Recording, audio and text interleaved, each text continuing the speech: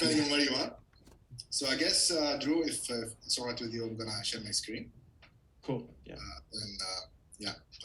Take a look at that. So basically, I was going through some of your videos and resources on building a drag and drop, basically, interface. And here it is. I'm just getting the zoom control out of the way. So basically, this is like a report where it has different blocks, right? And these were set up using the different page ID that Mark sort of demonstrated last time. Mm-hmm. So basically, I've created some sort of dragging and dropping, functionality here, where could drag this, drop it here, and basically, it's working. But the thing is, it's a little bit inconsistent in that I can move stuff down, right? So the note is going all the way down. But then, if you want to sort of drag it all the way towards the top, it doesn't work. Mm-hmm. So if I drag this here, it doesn't work. I would have to actually drag the first item towards the bottom. So it's like it's working downwards, but not the other way. So I was wondering, if we could take a look at that, or at least, figure out what's going on here, basically. Yeah. I would say the first place to look would be in how you're calculating the reorder, because from like a JavaScript perspective of like the drag and drop actions, it's doing the same action. Whatever it's triggering, there must be something. My guess would be there must be something in there, and whatever action is triggering that's not calculating correctly. I don't know, Okay. But maybe we could look at that. Do you have the project open?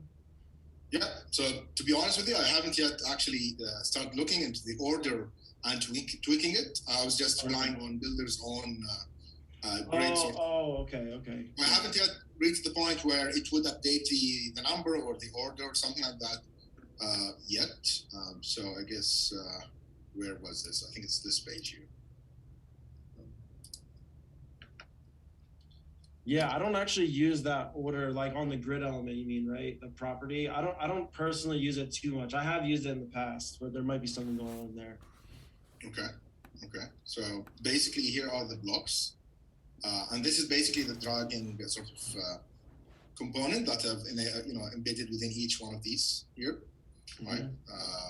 And within here, basically, I'm using the ones that you've recommended. I think it's the drag leave, reordering, and then these kind of things here. Yep. So would you assume that I would have to actually figure out the the ordering and how it sets that value first? Because I was sort of under the impression that the dragging would work, but then if you want to update the sorting order, that's when you need to actually implement something. No, yeah, I think you're right about that. I was originally thinking you were doing it all at once, basically, but you're using the built-in actions, which I almost forgot about that they existed. So yeah, I think you have it set up correctly. Okay, so I'm wondering what the best way to troubleshoot it. And I don't know, Dorian, if you remember more about these grid actions, or if there's any reason why they might not work going up instead of down. I feel like that's a really random, specific thing. Yeah, I haven't really used them much, but we can definitely put like some breakpoints on the actions that are being fired and just look at the arguments and see what values are being set here. So I think the issue is the array index, right? Probably, yeah. Possibly. And if it's easier to debug later on, that's fine, by the way. We could do it later if that's a bit difficult to do it here. Or if you want me to implement some console logging and then come back to you, that's fine as well. So whatever you prefer, I'm fine with it. I think it should be okay to do it now. I think we can run through for example, have a variable there, dragging index. We can run through and make sure everything's connected first, and then if everything looks good, in order to set a breakpoint on this, it's like pasting one line in the console, so we'll be able to do it. Yeah. Okay. But yeah, I would say before we get into that level, just make sure, for example, I assume dragging index gets set when you start dragging, and I basically assume it works because it works going down. But I would say let's just check each of these functions. Yeah. So maybe check that start dragging state, and you know what I mean. Just go through each of those four functions. The flow. I called them functions. I meant to say flow. I'm sorry. Okay. So no, it's not this one. I think they should be here. No? I'm trying to remember where oh yeah, I'm using Tough to remember, yeah. Yeah, so I thought I had them here. So we have the drag leave. I don't think that's the one we want to check. Probably not the drag over because these are just CSS. That's working, yeah. Yeah, check that start dragging. Yep, so this is the start dragging. Page array. Oh, you know what? That array index right there. I don't know if this is why it's happening, but that needs a capital I. Okay. So maybe it was getting set as 0 because it didn't exist, and that was affecting. Like maybe that will just fix it. You could test real quick. It might not. We can see that.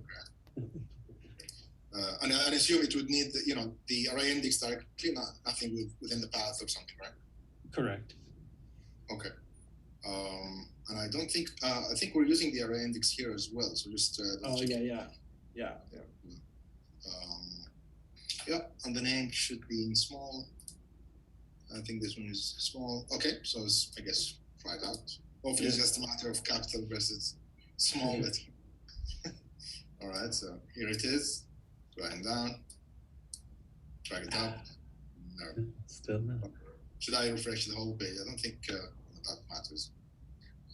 Did you not refresh it when you started just now? You could try to refresh just in case. It shouldn't matter, and I feel like in this case it wouldn't, but you never know.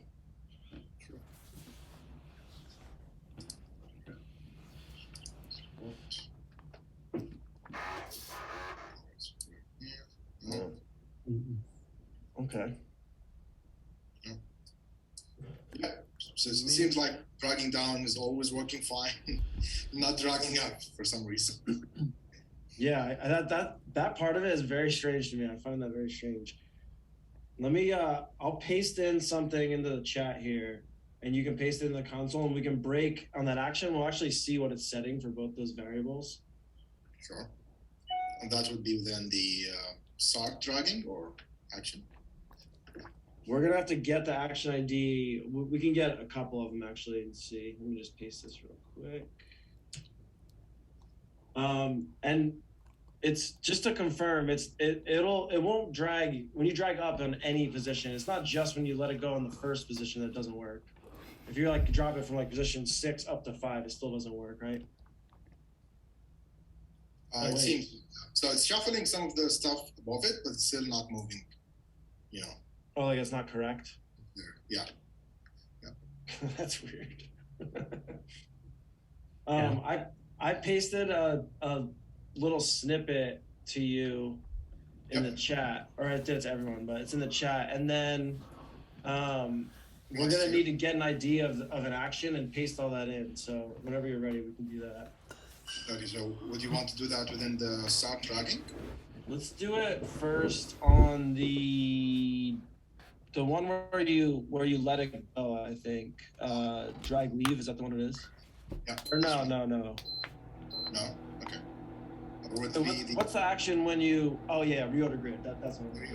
And then if you do, I think that first one, we'll basically be able to see what it's using for the dragging index value and what it's using for the array index value. I feel like that makes sense to start. Maybe it'll be nothing, but so you can X this out. You don't need to do that console log. Actually, we're gonna do a little bit weirder of a thing, but I'll walk you through it. So first, on that number 1, we need to copy the action ID in the 3-dot menu. But you need to copy another thing too. So, we might need to come back here and recopy this, but you can copy that for now. If you just click on it once, it'll actually highlight it all, and then you just copy. Okay. So let me put this somewhere. Okay. Got it. So, then go to your actual running preview of it in the other tab where the application's running. And if you right click anywhere and do inspect to open up the inspector, across the top, there's a little sub menu there that says element. You're selected on elements, and then it says console, and then sources, and then there's an arrow. You see that? Yes, sources. We're actually going to do sources first. I own sources first. I don't know why your file is not showing there. Let me see. Let me make sure. It's just like in a weird view, I think. Let me see what the tab's called on mine. Yeah, and Objects.js is already the 3rd tab on there.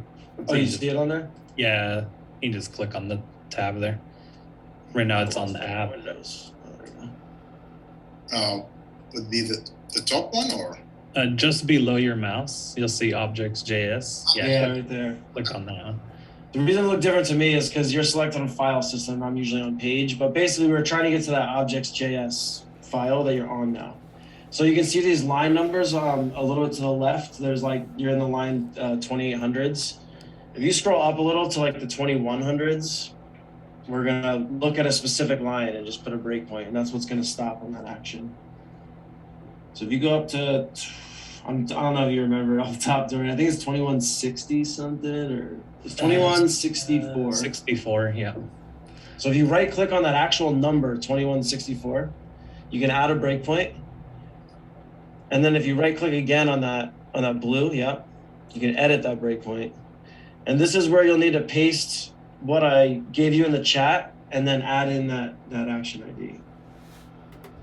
all right. So, sorry, it's a little more, I said it was gonna be really simple. It's a little more complex. A little bit lucky. Okay, so where should the ID, should I assume .id would be replaced with something, or?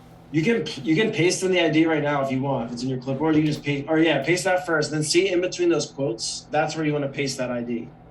All right. Right in the beginning, it started off with quote. So yeah. Edit, yeah, right in there. And then press enter or just like save that, and then you're good. And so now if you drag and drop, it's gonna break on the action ID that we put in there, and we can look at a few things. So you can just drag it and then it'll stop. Okay, so should I drag this one towards the top, for example? Yep. Okay. Okay. Did I do it wrong? Didn't stop. Well, maybe that's why it doesn't work. It's not firing. Oh, it's not firing that action. So maybe the event on that element is either incorrect, or so we should probably look at that first. Yeah, that's a good call. So go in the Builder Studio, go to like wherever is triggering the reorder grid action. So it's probably an event when you drop. I don't know exactly how you have it set up. Yeah, so it's not this. Could be the whole thing, or maybe within the page, actually. Yeah, maybe like on that block container, there's an event there. Yeah, this one. Okay, here we go. Yeah, so yeah, drop. on that drop. Let's see. And if we look at that action, go ahead and select that. So I'm assuming this is. This so might these are different. We need this ID. Oh yeah. It's a different ID. That's Definitely. why. Yeah. Wait, why is that a different ID? Where did that come from? I think he just has the same actions on different. Different page. Yep. Yeah. I think I forgot to delete the redundant sort of actions. And we might need to fix the array index. Oh yeah, that array index is probably different. We'll see it here. Yep. Let's just paste it, and then that's probably the whole thing. Still checking that pasting the right ID here.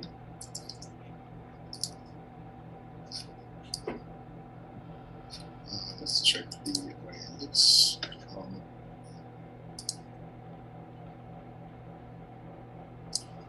That was here, I think. Oh yeah, I think because I was doing this, sort of trying to reduce the redundancy. So I was hoping to use less actions instead of like duplicating everywhere. But yes, I was quite halfway through it. But I think we've changed that, and then it start dragging. I do that all the time, and I write in the action name, I'll put parentheses not used, or like later, or like write stuff like that. And just delete it later. Yeah. Okay, so we've done that for the text block. So let's see if so it's basically this one. Yeah. Let's see if it's working. Yeah, this might just fix it too. Who knows? No. I might need let's try refreshing. Yeah, try refreshing, and something else it might be happening too, because it's not stopping it. It's not breaking still, so we might still be in the wrong action. So let me just copy this here. That'll stay if you refresh, actually. So you're good. Okay. 2, 1, 6. Just refresh this.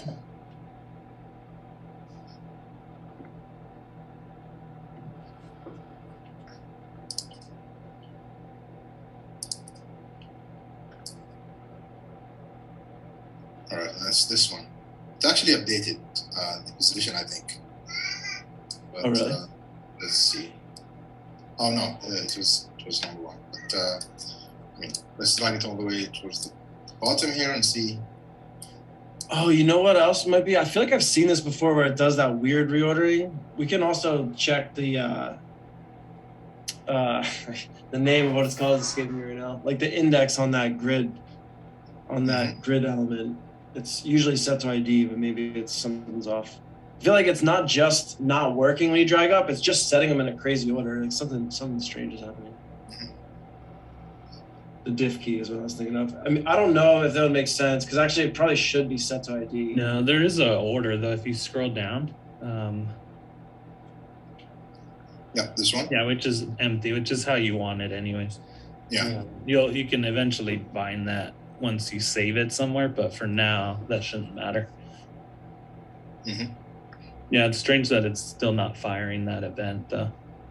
Yeah, something like part of the reason is either we're looking in the wrong spot or like, oh, you know what it is? I didn't realize, but you have each one of these separate. So maybe we should have to update that on each one or something. I don't know. Maybe you drug the right row though, so it should have fired.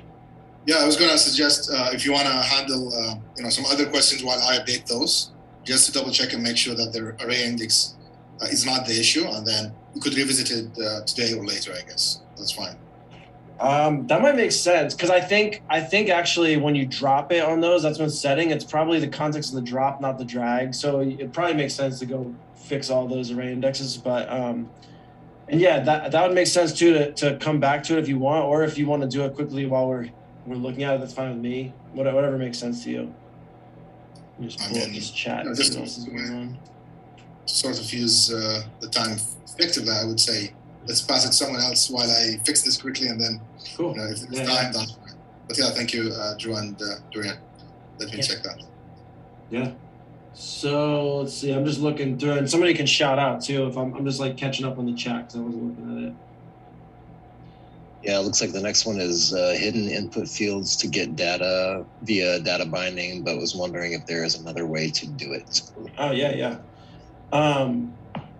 So it probably depends on what you're doing, and I don't know if you want to fill in more or type more, but I can also just answer. So yeah. Yeah, okay. I can share the example that I have here. Shall I share my screen as well? Should be able to. Let's do it. Start this one. Click in here. Yeah, I have the screen. This page basically, and in the page I'm having a hidden div with a lot of hidden inputs in there, basically to have the ID retrieved of a record, have a description retrieved of the record, and some other inputs as well. And if the data exists, these will be filled, and I'll use them in actions or display them on screens. And if it's a new record, they will be empty. And I did this because I used the current record situation for a new item, and that gives me input back. It gives me actually the ID of the first item in the data grid, I think, but it's not empty. So then everything trips up basically. So that's the reason why I use it. But yeah, it feels like there must be another way to achieve this as well, although it works. So it's more like a hygiene question maybe. Yeah, well, I mean, one thing I was gonna say at first when you're talking is basically what you're doing. Like Builder already does that automatically. So like I was gonna say is like you can just pull in current record field value into an input if you're on a record, and the other thing would be like you can just set a variable. Like instead of using a hidden div, you can just say set variable and pull it in. Yeah. I think it's actually in this case more like. Maybe it's coming. I don't know if I totally understood it, but it's like you're adding and editing at the same time. It's kind of coming from around there, maybe, where you just need to clear it out, sort of. Yeah, originally there were two screens, like the rest of the SaaS starter is. So I thought let's figure out if I can do it in one, so it prevents me from replicating basically the same screen.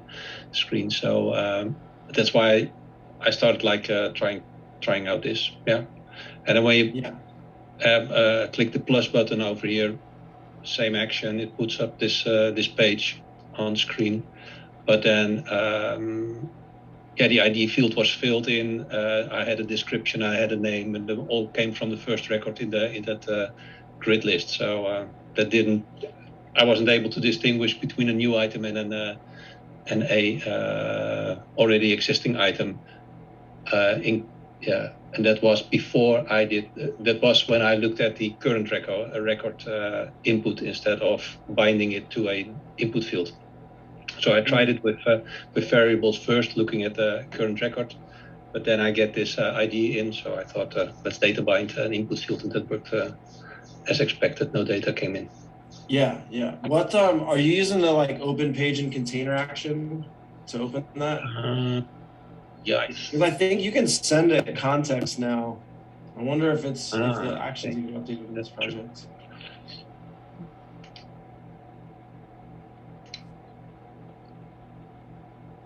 So this is the older version of the action. I think you can still do it here, and like Dora would probably know much better than me on this. You can send, basically you'd be able to send that ID in, and so if it's a new one, you can send that ID at 0 in. But I think there's another similar named action that's called V2 where it actually has like that one. It's more clear where you can just set the context of the record. Exactly. So I should be able to do this. That's in the root page. I'll figure out. Hey, there's no root. I need to select the page probably. But I'll figure out. Yeah, and then I can. Like the record context? Yeah, check that. So you can do different records. So if you did current record, it would be depending on like if you're in a grid list listing all the records and you click current record, we'll send that record open into the page. And then I don't know, you might have to do a condition for 0, or maybe if there is no current record, it'll just pass in 0. You'd have to like do a little trial and error there, but I think this should be the right direction to get what you need. And I think ultimately you shouldn't have to bind things to hidden inputs. Although at the same time, if it works, like if I were building it and it worked, I might just move on. So, it works, but it was more like a hygiene question. Yeah. Mm-hmm. And I have set up a listener, as it is called, I think, on the page. Yeah. And it actually, I can show you the result, what it does. When I add new items, I have this strange behavior. Maybe it's no, let me create a new one.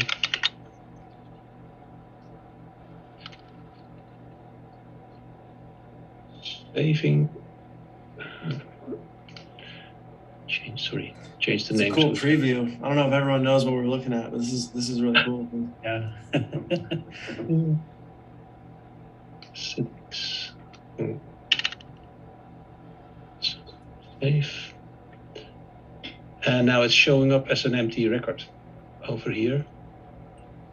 It added the row. Basically, you're just missing one additional listener on the actual row to rebind the labels that are being displayed here.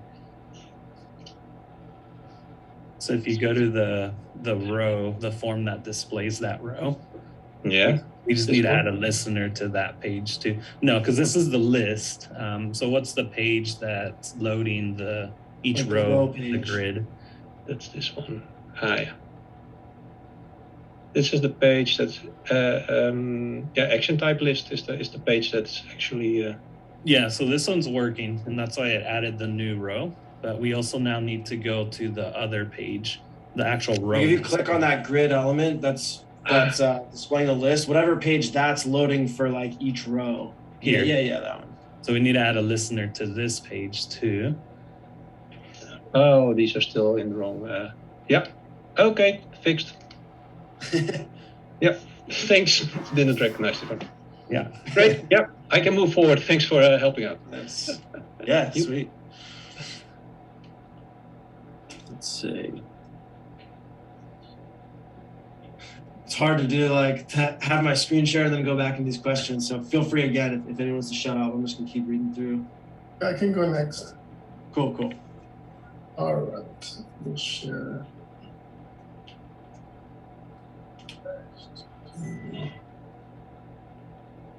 Okay. Can see? Yes? Yep. Okay, awesome. So the first one, let me just see, was just about the toggle. So I had what I thought was a brilliant idea to do dark mode using a toggle button right here. So I created a flow for dark theme and a flow for light theme, and that would change the color on the div. But when I put it in, it did nothing. Mm-hmm. I thought it was, but I put it on buttons and the buttons works fine. So I don't think it's it's the flow, it's the toggle thing. In the toggle events, there were these two: change to true, change to false. Oh, interesting. Yeah. But So that's probably what's happening is change to true and change to false. I've never seen those. So I don't know if maybe they're not valid, maybe they're valid, but if they're not working, they might not be valid. I don't know. What I would do normally in this situation is I make an event on the change. So anytime they toggle it, it fires a change event. And on the change, I would have like a third, like you have a dark theme and a light theme flow. I would have a third flow that's like a condition that basically reads the value of that toggle. And if the toggle's on, the value's 1. If the toggle's off, the value's 0. You can actually change that too, but that's the default. And so you basically, the condition would say if element toggle value equals 1, run the dark theme or whatever, and if not, run the light theme. That's kind of, and we can walk through that and set it up now if you want, or either way, but I think that's more the thought, that'll work. And then I don't know if change to true and change to false are valid. We would have to investigate why they're not working. I mean, they should in theory, but. Yeah, and a little update on that. Mark did go and look into that, and they're definitely not being fired right now. But we do have it in our list to go get that resolved and release that in a coming update. But for now, Drew's method will definitely be the way to work around this one. Okay. I mean, if it's not that far out, then I can just wait. That's not a big deal. But I understand what you're saying. Put something on a change event and then make a new flow that will check the property if it's on or off. Yeah, it'll check the value of the toggle. So you know you can, there's that action set set element value, and then you can, like in the inputs you can say from element value. Like the actual value normally it would be text or something of an input. With a toggle, it'll be 1 or 0, whether it's toggle on or off. Okay, all right, I'll try that.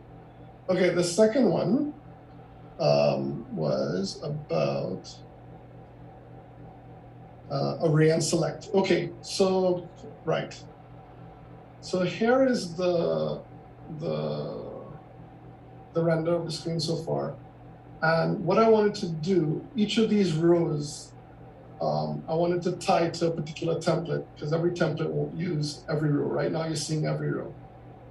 So I wanted to make one was an advanced version, which would look like this, another one which is a starter, which would probably only have 10 rows, etc. And I was thinking if I can do an array that lists which rows belong to which template, then I can probably use a drop-down menu, select the template style, and then it will update to hide or reveal the rows that match that template. So that was the logic. So I created the template, a collection of just the templates that would give it a name and an ID. So I have 2 in here, and then the IDs. And then on the rows collection, I was going to put, I had a column here called template ID, and I would put in the relevant IDs for the templates that row belongs to. The question I had is, to do this, do I just put a comma and list the IDs, or are arrays handled differently, or how are arrays handled in this kind of situation? So what you did actually, even like using the comma, you could actually get that done, and you're pretty close even to getting it to work.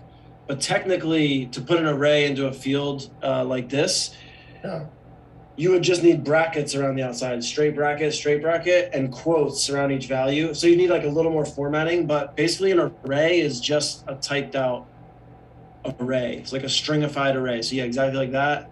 One at the end and close it. And that's how you save an array in Builder data. And when you use it, there's a path you can use called JSON parse that'll actually make it like a real array, you know, if you need it. There's like things you can do. Yeah. But in your case, depending on like how deep you want to go in setting this up, what you have now, you could actually search on that template ID value and filter the grid and get it done.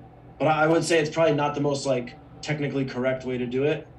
So it's really, you know, it depends. If you're trying to go a little further and do it the right way, how you set up that array is correct there. And then we would set up some extra actions to kind of like parse through that array, you know, filter by that, etc. Okay. I mean, I might recommend, I think, doing it correct. Seems like you'd want it done correctly in this case, but it's up to you. My philosophy right now is, does it switch on? So That's usually my philosophy, actually. I don't really harp on getting correct. I just get it till it works. But yeah. All right, and then the last one was in terms of this drop-down menu. I assumed I could just say, hey, pull from this collection of templates, the template name, and show that, and then get the value of the ID. But when I previewed the page, nothing showed up. I think you just need to also select that collection in the data binding. I'm pretty sure, and Dorian again is going to know more than me on this, but yeah, that's keep correct. it there. Keep it, you know, keep the stuff you have set, but also add it to the data binding tab. So you're in properties tab, and there's a purple data tab over there. Yeah. Just add that collection so that it knows to pull it in. Then it'll set it correctly. Okay. Show me templates. Yeah. Do get all fields, I think. Oh, Or I mean, you can select specific fields if you want, but make sure that the fields you need are included. Okay. Now I think that should get it, yeah. As long as the mappings on the properties are to that same collection. Okay. All right, so there we go. And then while that loads, it takes a little while. I was wondering, is there a way? So when I was trying to figure out the toggle and stuff and building these, the flows, let me see if I can find what multi-steps. Yeah, perfect. Is there a way to mute or disable one of the steps so that you can test, like commenting it out? Or, because I always have to destroy something to see if it works, and then I have to remember how I bring it back or duplicate it. There will be that one day, because I really want that, because I'm big on like commenting, but I'll tell you how I get around it, which should work in the meantime. And basically what I do is I create on almost all my pages in all my projects, I have a flow called staging. You can call it whatever you want. And what I'll do is, if instead of commenting an action, I'll copy it and then paste it into the staging flow. And then if I want to get it back later, I just go to staging. Got it. That doesn't affect your actual final published project at all, which is the cool part. Since none of those staging flows are used, they don't like add bloat to your project or anything. But yeah, that's how I do it for now. I want so badly just to be able to, on that 3-dot menu, just to say comment, and then that action doesn't run. One day we'll have it. Okay, that's a +1. Okay, so I see it did show up. Perfect. Nice. So now the question is, how do I tie this to? So when this is actually similar to the toggle. When you change that drop down, it's going to fire a change event. And on that change event, you can run a condition that checks the value of the drop down and does different things. But it doesn't have to be like that. So you might, if you're going to filter by the drop down, you can pull the value from the drop down directly in the filter too. Like there's other ways. But more or less what you're doing is on the change, you fire an event, and then you read the value of that select for, to do whatever you need to do with it. Correct. Read the value of the select, yeah.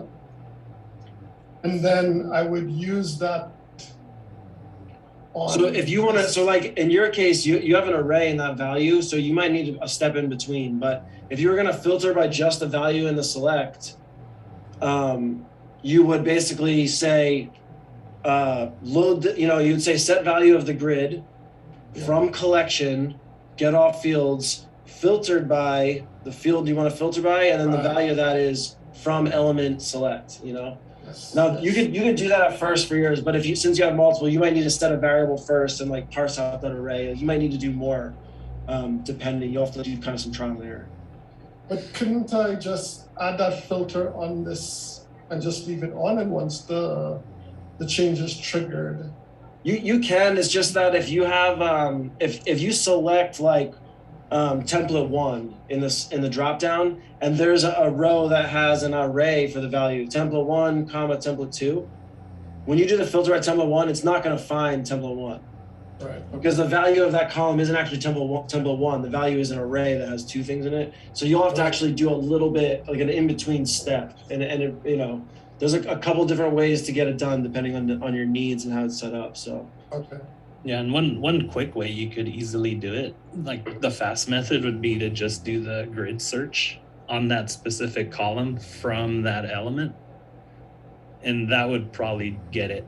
And that's what I was going to say at first, is the easy method, but you're right, it totally works even if you save it as an array. So what that is there's an action that's called search grid. Okay. And it's super powerful because it'll take a search value from anywhere. So you can take the search value from that select dropdown, and then you set a column you want to filter by. So the column you filter by is that template ID column, and it'll just in real time update the grid. It'll just filter it for you and take care of all the hard work. And that's action, right? Yeah. So you usually I would create a flow for it that's called like search grid or filter grid, and then there's one action. Yeah. So I can just put it in. I can type in there. Yeah, and you can either type grid or search up here, and it'll narrow it down for you.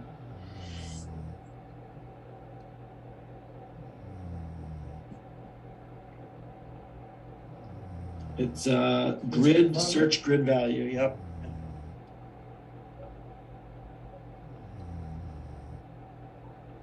Okay.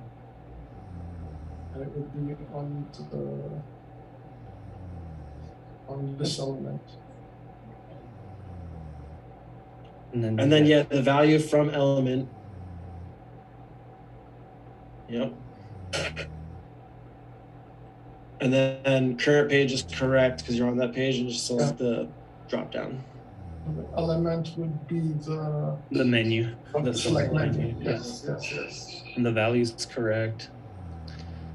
And then the key, you probably just want to filter on that specific columm. So yeah, templates. Or no. Is that templates with the data being set? It'd be rows, right? Yeah. Yeah, it'd be rows. And then the template ID is the column. Right. Yeah.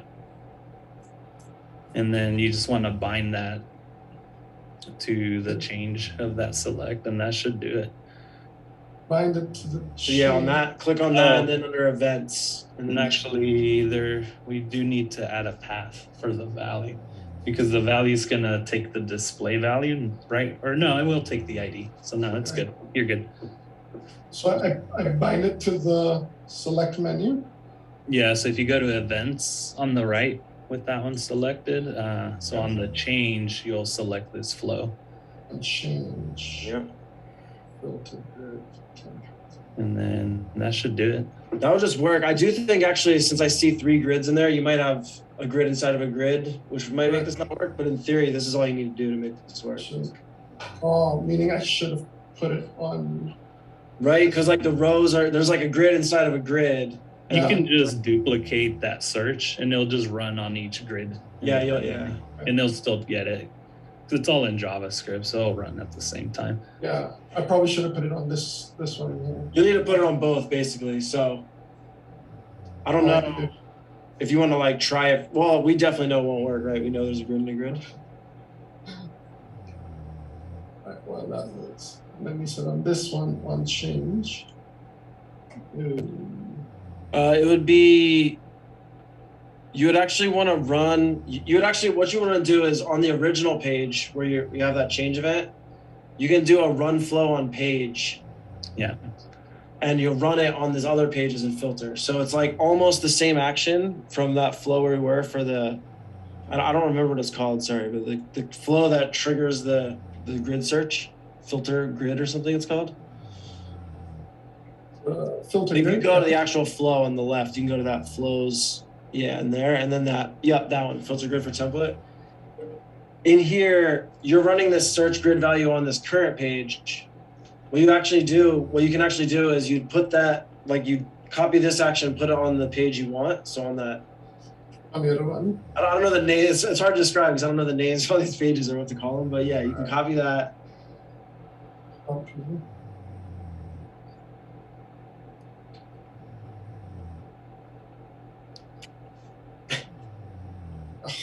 Yeah, or do you even need it on the nested grid? Because isn't the template ID just at the top level?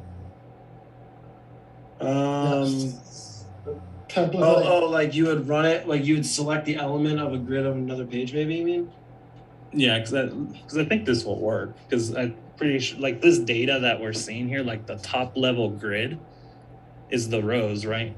Oh, I see what you're saying. Yeah.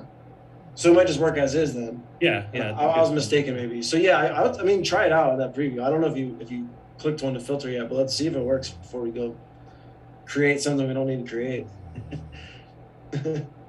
That's another thing I do all the time. I just think something's not working. I go make a bunch of stuff. I'm like, oh, that was correct in the first place. So, preview.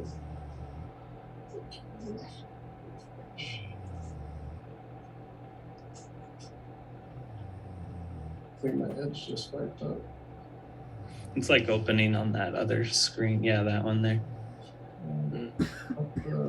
Oh, it's because you never removed the filter when you were in that data collection. We need to go trash that because right now it's filtering everything out. So go to the data tab on this element.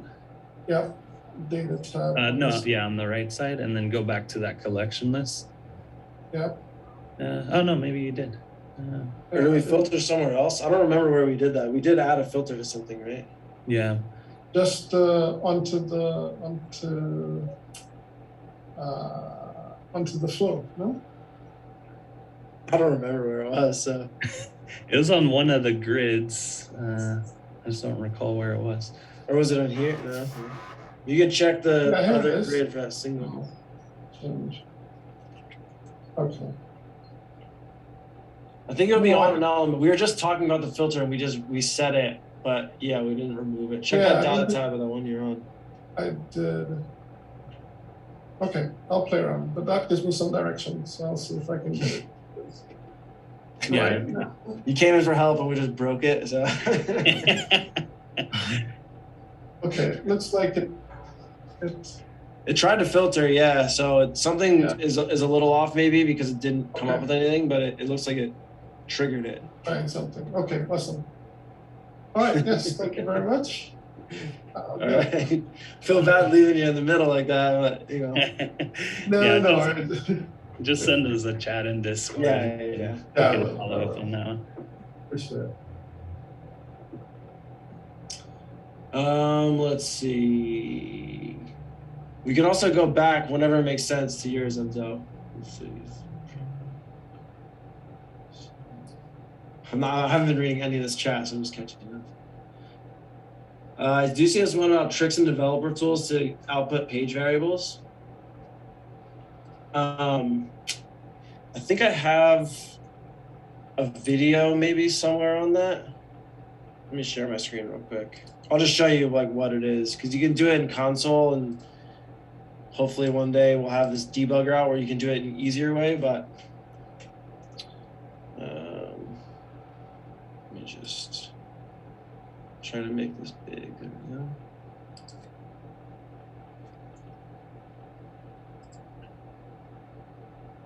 I probably should have actually done the thing with variables. Not that it matters, just there's not going to be variables on the new project. And I'll show you that there's a couple ways. There's stuff you can do in the studio to look at variables on a page, but there's also, it's not 100% accurate just because like Builder's so dynamic. You know, sometimes random parts of actions are creating variables, and so to really see all the variables on a page, I'll go to the actual preview, type something in the console. I don't know why this is so slow here, but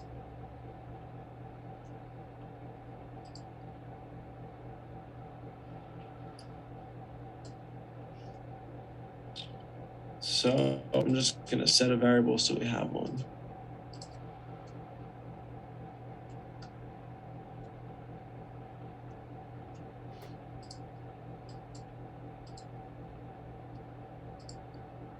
Oh.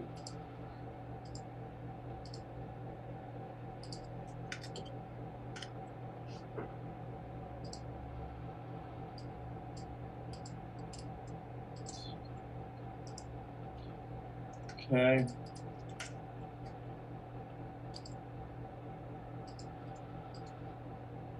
So for any project that you're in, and especially like I'll start with on the root page. So there's only a root page here, but I'm on the main page that was on the URL route. You can go into Inspector and go into the console. And I'll try to find the actual video that I had for this. Let's put this. I'll try to find the video I had for this so you can paste these directly. But if you can actually, you don't really need to remember what to type here because it'll pop in for you. So what I do is you inspect, you come to the console, and you start typing BR, as in like browser, and it comes up. You can see browse form root. So I just press the right arrow and it fills in, and I do ._vars variables. And if you press enter on here, this will actually show you all the variables that are on this page. So by default, all the root pages have an IP address. It's undefined unless you toggle on that you're collecting their IP address, but that's there by default, and the window mouse positions are there by default, and usually that's all. But here's that variable I just added for test. And so this is like real time. So if I had a button on here and I click the button to add the variable test, I test this first, it won't show up. I click the button, and then I come back into here and just type this again, and it would show up. So it's kind of just like a real-time way to see your variables. The other method I was talking about, if you're on a page, you can come into the page body up here, or the page properties, I think, and there's a variables tab. So like this picked up my test, but really like I probably should trust this more. I mean, it's pretty good, but like I not usually use it to test what I have. I usually just do the other method. The tricky part that comes in is if you have like a page within a page. So if I have this new page with a different variable, that's like test2. And then this page had a component with it.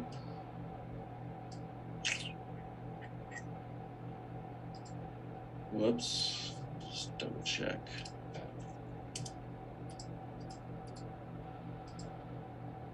Got it. And then let me just put something in here so we see it.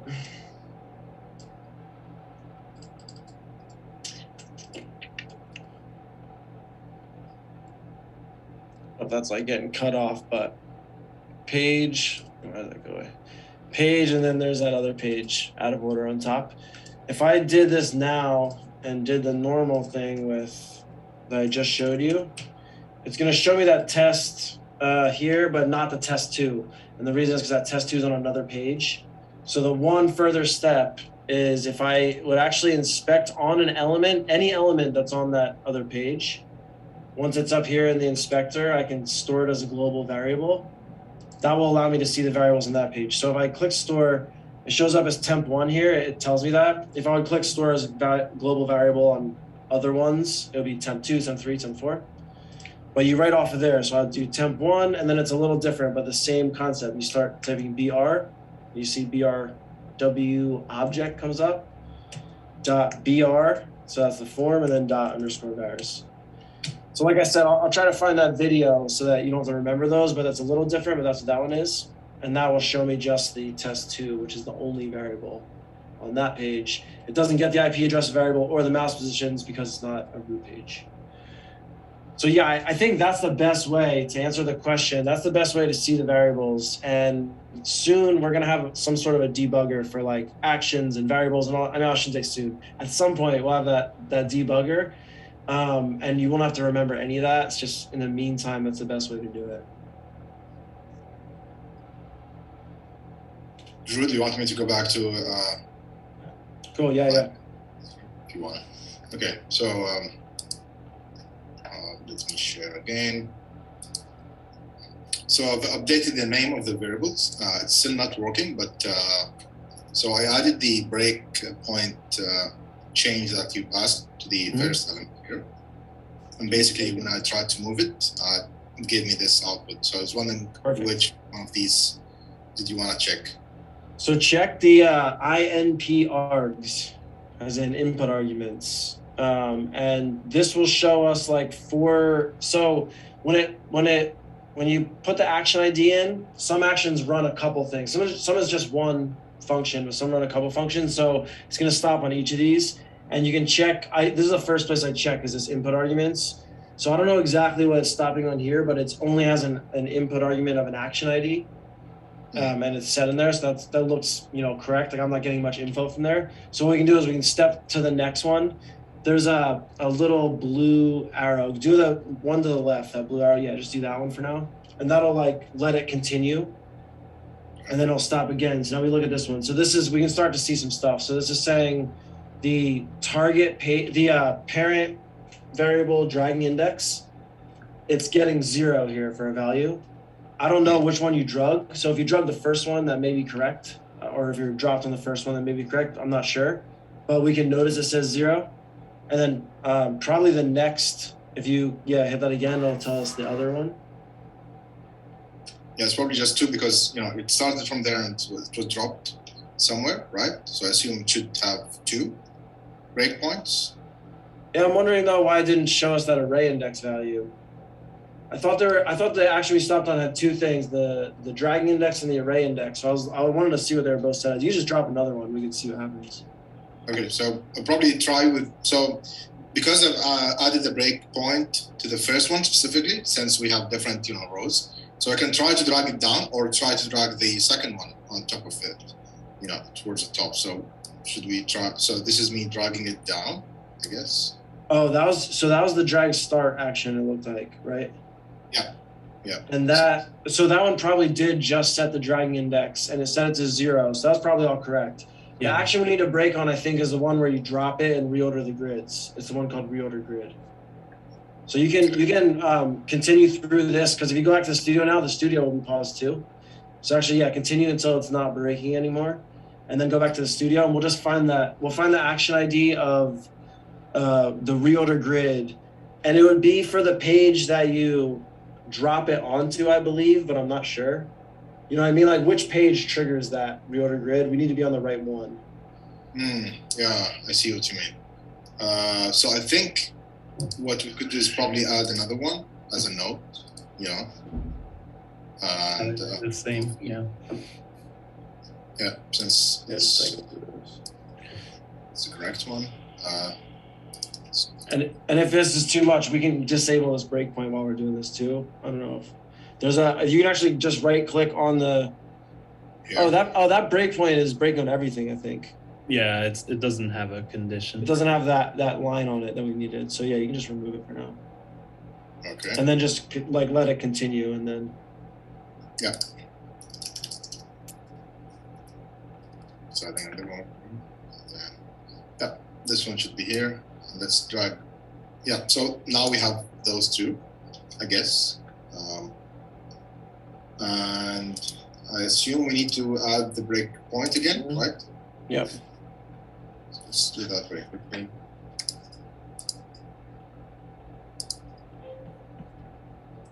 Cool. Yeah. And then just drag it, and it should stop on it when it needs to. All right, cool. So direction up, you just drag it down, right?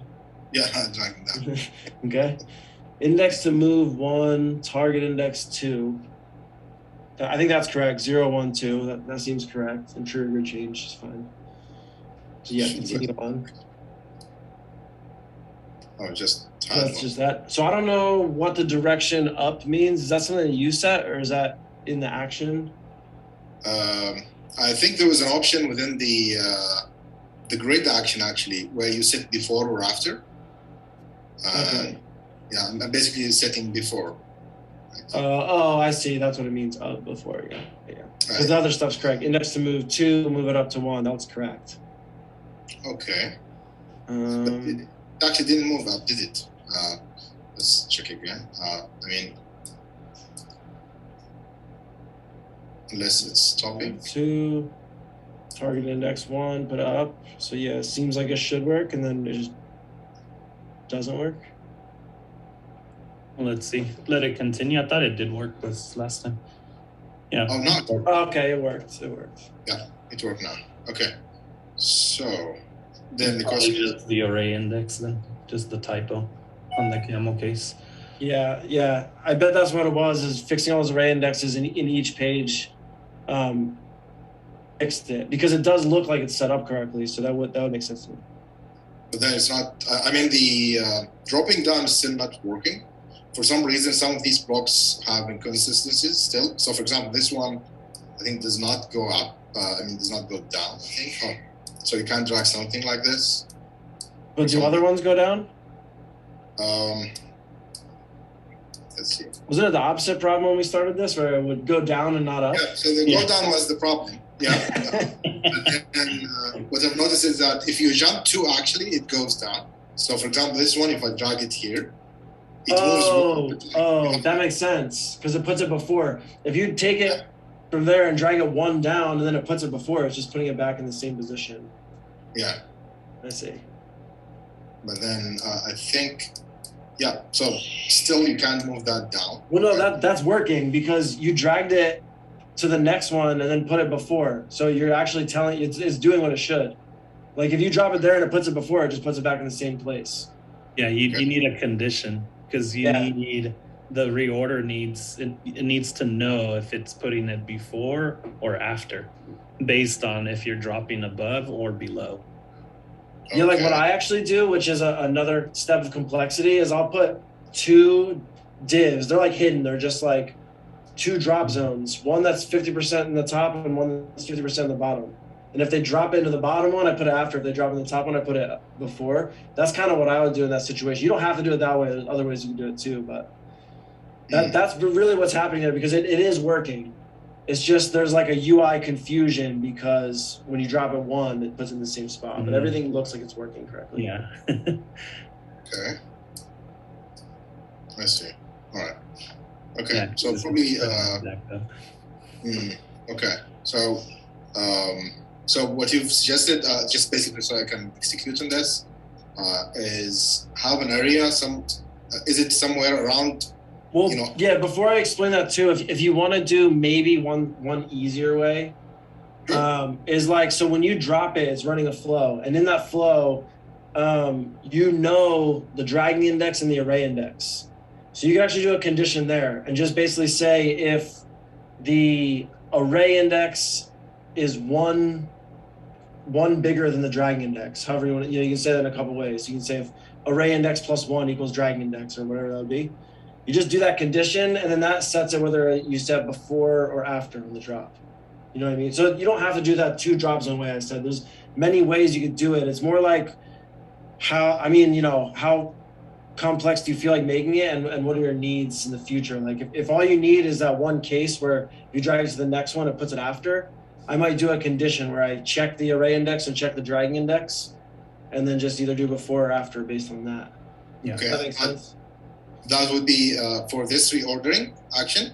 Yep. I would check the array and the dragging, and then if it's more than 1, I would move it. Is that something like that, or?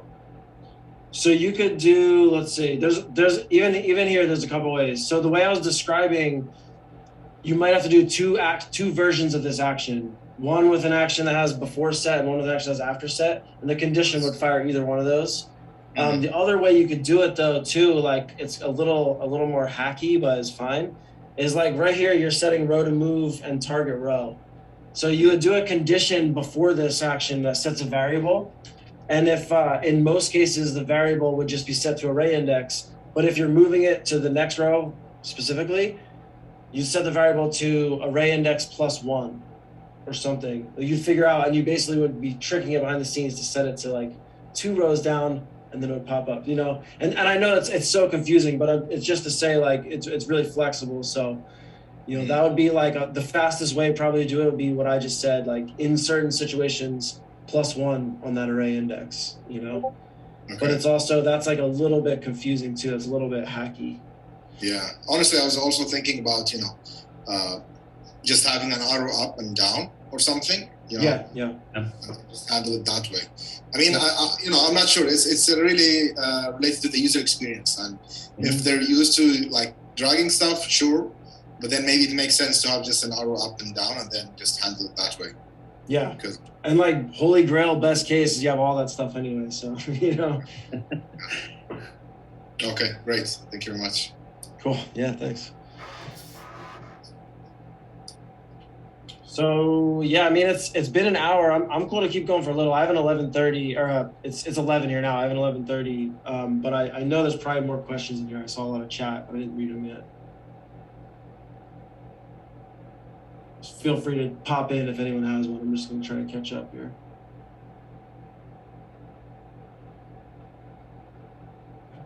Ken, what's up, man? Yeah, hey Ken. I just saw the chat right now. Did you get an answer? Oh, I see. Yeah, there's some answers about where to start. Ken's like OG, so he probably remembers when there was like literally 0 videos. At least we have stuff we can point to now. Guys, if nobody else has any questions, I would love to see how to do that. What Abdul was talking about with the div before and after the list for reordering, so that we can reorder to the top or the bottom without having to have them arrows. Yeah. Let me see if I can.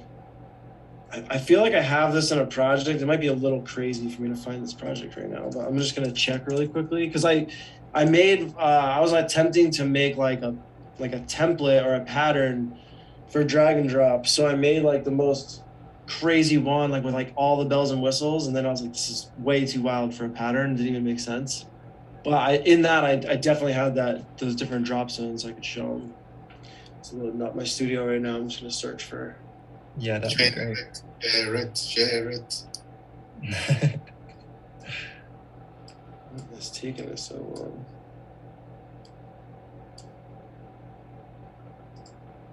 It's like my Builder Studio is just a white screen right now.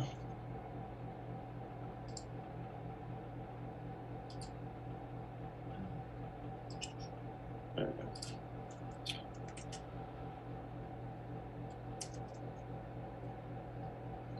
I'll just share my screen while I'm doing that, so it's not weird.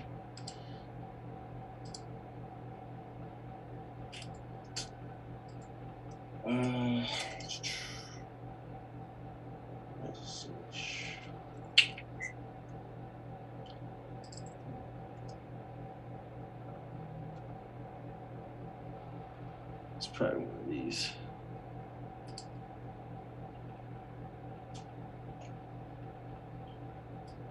The concept behind what I was talking about though is actually on the grid row itself that you're dropping onto. You normally set the whole row to be the drop zone, or that's what we were just looking at, like the whole row is a drop zone. What I'm saying is instead you put 2 divs inside of that row, and they're position absolute, so they go on top of everything, and you set them to be like full width. The top one is the top 50%, and then the second div is a position absolute again, full width, and it's like the bottom 50%. And then you use them as drop zones. And it gets one level trickier too, because if you just set 2 absolute position divs on top of your row, the user wouldn't be able to interact with the row because they'd be clicking on the div. So it's like you actually have to hide those, and then on start drag show them on each row. So it's a whole thing. But let me see if this one might not even have it. I'm not sure. Man, my studio is so slow. It's taking a minute to pop these panels in even.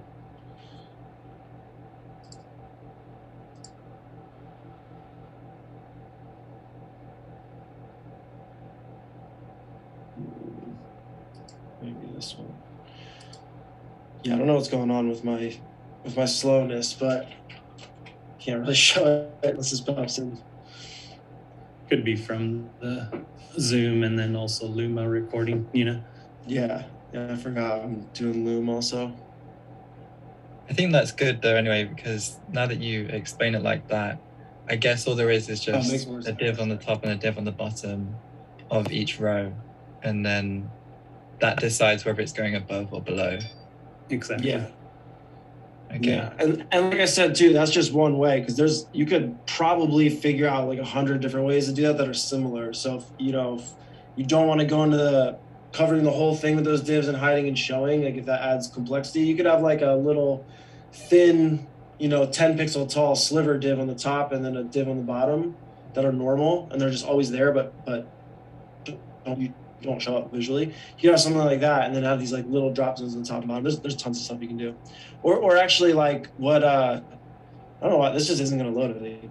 What Builder has on the left, like when you reorder the elements and you kind of drop them in between the element, that's like another thing you can do is basically your drop zone isn't even on the actual row. Like there's tons of stuff you can do. So it gets, it really just depends on your use case. But I think, yeah, if that makes sense to you, I don't think I'm going to be able to show this right now anyway. So, there it goes. Oh, I do have it on here. So yeah, so this I can just show quick since we just talked about it. But basically, this right here is my list down here. And the first div I have is reorder drop zone before. The last one is reorder drop zone after. And these, I have a class on these, but these properties are position absolute. And this is the before one. So position absolute, left 0. Right now it's height 0, top 0, and width 0, which is basically hiding it. It's making it completely hidden. It's like over to the top on the left, but it has no width and height. It's just a tiny, not even pixel. And then I assume that when I hover over, so if I drag start, let's see, it's going to run this drag start, which is going to set all other drop zones as ready. So when I drag one row, it's going to call a flow on all the other rows to set those drop zones as ready. And what that actually does is it adds a class of drop zone ready to the drop zone, to the before and the after. And so that drop zone ready class, I'm sure, just pulls out the width and height. So what that would look like is basically here as just this class.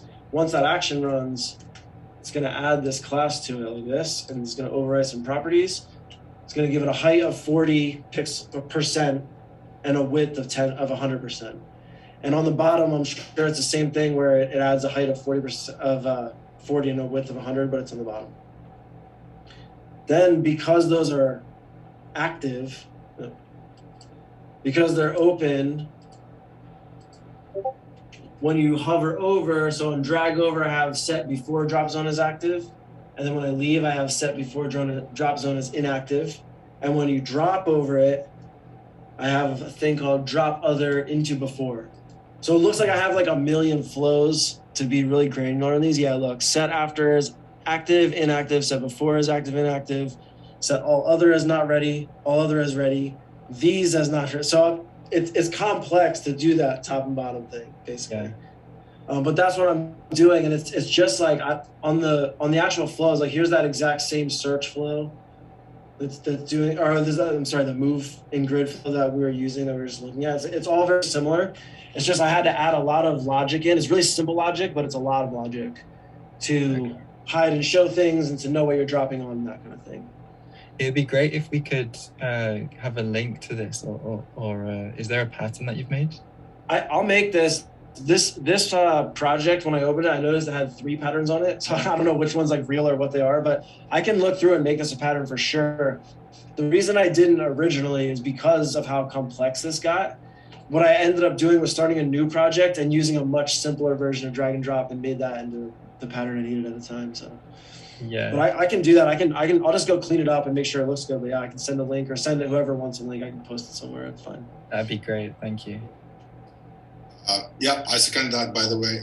I think it makes it much easier and faster for us to catch up to some of these different concepts so that it doesn't take away too much time from the actual project that we're building. So I would definitely love to have a look at this and then, study it and see how that could be fused. So thank you very much. Yeah, I'll do that and I'll put it in the Discord whenever I don't know who's doing like this video stuff since Core's out, but whoever handles this video, and I'll just make sure this announcement gets in there so everyone can know. And I'll try to find the other video too about finding the variables with typing into the console. It's another big one. Yeah, I don't know. We should probably stop, I think, just because it's an hour and 15. I don't know if there's more questions in there right now or not, or if anyone has something pressing they need to get in. but I feel like maybe I should cut it. There's so much chat, it's impossible to catch up. I think somebody asked about Manifest V3. We're very close. I don't think we'll get it out this week, but we're already in the testing phase of it. So as soon as all that passes and we're ready for it, but very, very close.